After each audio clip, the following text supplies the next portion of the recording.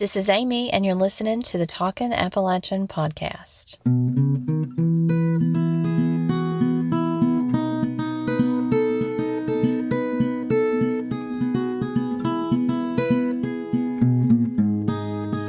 We live near a little town that is actually called Appalachia, and that's where I took my kids this morning for their sports physicals.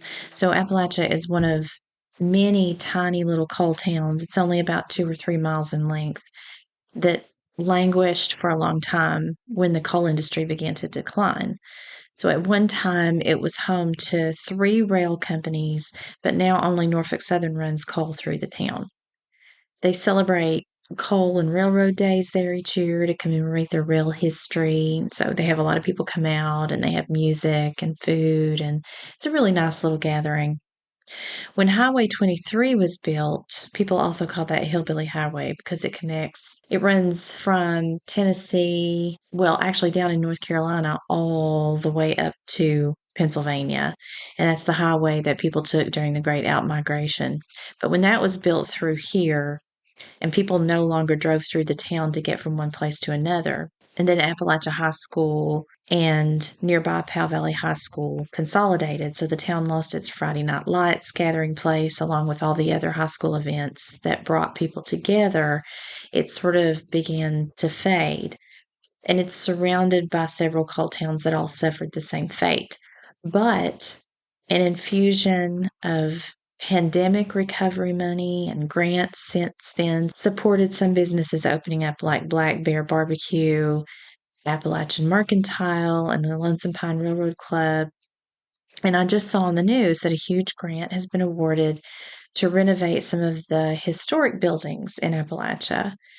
And one of those is the Peak Building, which holds a world record for having street level access on all 4 floors. Now, Appalachia has 2 world records. I'm going to tell you about the other one in just a second. There's a scenic paved walking path through the woods, a really nice path that was once a railroad. So you can walk or bike or run over this historic trestle and see this rush of water over rocks in the river below. It's a good photo op there. And if you keep walking on this mile-long path, you'll go through the B Rock Tunnel. That also holds a world record as the shortest train tunnel. And then you'll see some relics of the train era along the way, which is really neat. You might even see a bear or two. My son runs that trail sometimes, and he saw black bear. He actually sees black bears just about every time he runs, but he definitely saw one at the end. So Appalachia has some fantastic history and a couple of world records. So if you happen to be coming through our area, take a drive through the town and stop at Black Bear Barbecue. They've got great food. Get coffee or ice cream at Appalachian Mercantile, and they've got merchandise there that's really neat. And then take a stroll on the Powell River Trail and go over an actual train trestle. And if you want to go to church while you're here, well, there's no shortage of those. Which brings me to today's talk. If you enjoy this podcast, I hope you'll consider following over on Facebook or Instagram and joining our discussions about Appalachian language, lore, and literature. If YouTube is your thing, subscribe to our channel there for more video and behind-the-scenes photos. If you'd like bonus content, early access, and deep discounts when merchandise becomes available, go sign up on our Patreon page. You can sign up for free or a paid plan that gives you a little bit more and supports the long hours of research, editing, and sometimes travel necessary to make this podcast available to you ad-free. All these links can be found in the show notes. Thanks for listening, and remember to keep talking Appalachian. So we were in a clinic in Appalachia getting free sports physicals today. So my kids both run, and we had to get these physicals completed by July 1 because they're going to start summer training. And this really kind lady, she was standing at the window making her next appointment, and she turned to me and she offered me a prayer cloth. Actually, what she gave me, according to my mom, after I showed her the picture, is a pocket prayer quilt. The lady told me there was a cross sewn inside. It's a cornflower blue color. It's a little cloth pouch, like 2 by 2 inches, small enough to carry in your pocket. And it looks like they sewed this little square pouch and then they put the cross inside and then they sewed across the top and then closed the top. And then she walked over to my kids and offered them one, which they gladly accepted. I believe in prayer. In fact, I did an episode on my first podcast series called Southern Salon that I co hosted with Brittany Robertson. I did an episode with Wall Street Journal columnist Elizabeth Bernstein on the science of prayer. And Elizabeth tells her personal story of a nurse at the hospital where her father was seriously ill, offering to pray with her, something she'd never really taken seriously before. But her experience with prayer led her to do more research and write about the scientific evidence, the scientific connection to support prayer's effect on the mind and the body. And you can find that episode on the Talking Appalachian YouTube channel under the list of Southern Salon episodes. So there's a podcast tab, and Southern Salon is exclusively on YouTube as of July 1. And we have that episode. I'm going to have that episode listed under there. Then, years earlier, way before I did the Southern Salon podcast, I was a columnist for the Bristol Herald Courier.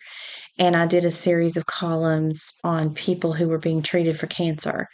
And I interviewed them and I interviewed the doctors who prayed with them. And they also talked about the significant difference that prayer made in their lives. So I've written about this before, and this was just something that happened today that I didn't really know what I was going to podcast on today. That happened, and it just stuck with me, and I started thinking about it, and I thought, this is not the first time I've encountered something like this, so I'm going to do a little bit of a deeper dive.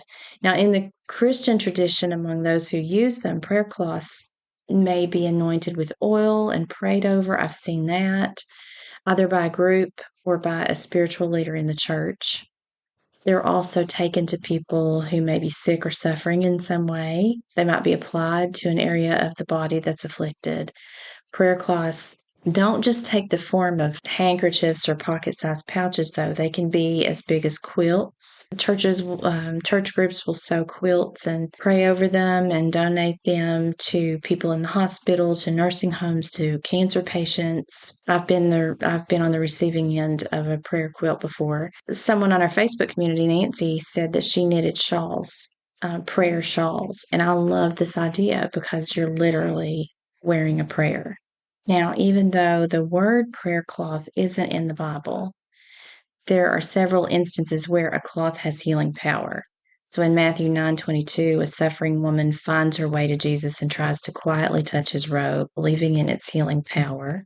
She's instantly healed, as Jesus himself points out, because her faith accompanied the act. Therein lies the power of prayer. The cloth, whatever form that takes, is symbolic of that power. In Acts 19, 11, and 12, the Bible says that God worked through pieces of cloth that people brought to Paul. He touched them and they were taken back to heal the sick. This isn't an Appalachian invention. Prayer cloths are used all over the world. But Appalachia's early settlers came here in part seeking religious freedom. And when they had very little else to their name, they believed they were rich in other ways, and their faith gave them hope. So a work ethic bolstered by that faith made them resilient. And that means when coal towns wither or businesses come and go or high schools are raised and consolidated, churches built generations ago are plentiful in the region, and they have staying power for generations. Communities grew around them, and the spirit of service you see isn't because someone is being paid or promoted or expecting an award. It transcends the physical. That explains why this kind woman offered a complete stranger and her children a gift. She didn't know how I would react. She didn't know if I was a praying person or someone who might outright reject her. I don't think she was worried about it. She stood there in her faith and offered something to me that she believes can make a difference.